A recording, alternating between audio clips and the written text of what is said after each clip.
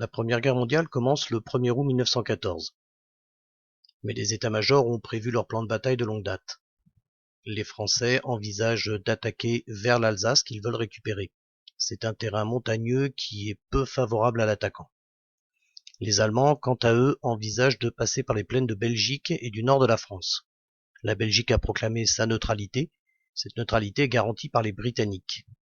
Mais les Allemands pensent avoir gagné la guerre avant que les Britanniques puissent massivement agir contre eux.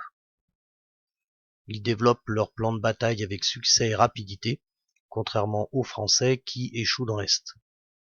Les armées françaises, pour éviter l'encerclement, sont obligées de se replier. Les Allemands poursuivent leur manœuvre. Cependant, le plan initial prévoyait que l'armée la plus à l'ouest contourne Paris et prenne Paris. Mais celui qui la commande, le général von Kluck, décide d'aller au plus court. Son but est de couper l'armée française de ses lignes de ravitaillement et d'achever plus vite l'encerclement et donc de gagner la guerre plus rapidement. Début septembre, les Français se sont rendus compte de la manœuvre allemande. Ils décident de contre-attaquer. Ce sera la bataille de la Marne. Le but est d'exploiter un espace entre deux armées allemandes, de manière à prendre celle-ci à revers. Pour éviter cela, les Allemands décident de se replier sur des lignes de fortification préparées à l'avance. Leur plan a donc échoué, mais les Français n'ont pas obtenu une victoire définitive. La période qui suit sera appelée la course à la mer. C'est une série d'offensives qui visent à déborder l'adversaire. Ce sont des échecs. Après s'être fortifié, chaque adversaire essaye de reprendre l'offensive par le nord. Ces offensives sont une succession d'échecs. Et après une dernière offensive allemande qui échoue, on est arrivé à la mer du Nord. Il n'y a plus de terrain de manœuvre. Fin 1914, la guerre de mouvement est terminée. Le front est une succession de fortifications qui va de la mer du Nord jusqu'à la frontière suisse.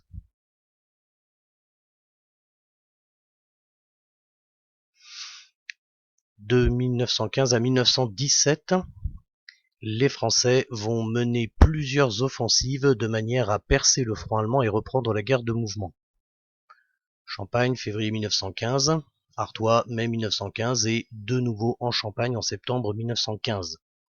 Ce sont des offensives extrêmement coûteuses qui font plus de 100 000 morts pour un gain de terrain de quelques kilomètres. Et le front n'est jamais percé, la guerre de mouvement ne peut pas reprendre. En 1916, craignant les effets à long terme du blocus britannique sur leur économie, les Allemands décident d'attaquer également à l'ouest. Ce sera la bataille de Verdun. Elle dure 300 jours, 300 nuits, mais les Allemands ne passent pas.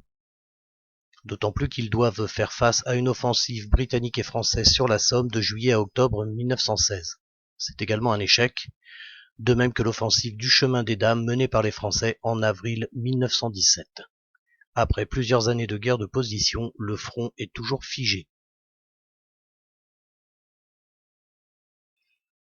Cependant, deux événements importants vont modifier le cours de la guerre. L'entrée en guerre des États-Unis, dont les premiers soldats arrivent en France en 1917, et la sortie de la guerre de la Russie, qui permet aux Allemands de transférer leurs troupes vers l'ouest. En 1918, ils vont se livrer à une série d'offensives, des offensives qui réussissent à percer le front allié et à obtenir des résultats spectaculaires de mars à juillet 1918. Cependant, à bout de souffle et asphyxiée par le blocus, l'armée allemande n'est plus capable d'exploiter ces percées. Elles seront suivies de contre-offensives menées par les Alliés, les Français, les Britanniques, ainsi que les États-Unis dont les soldats sont maintenant en nombre sur le front. Ces offensives continues repoussent les armées allemandes. Le 11 novembre 1918, l'Allemagne reconnaît sa défaite et demande l'armistice.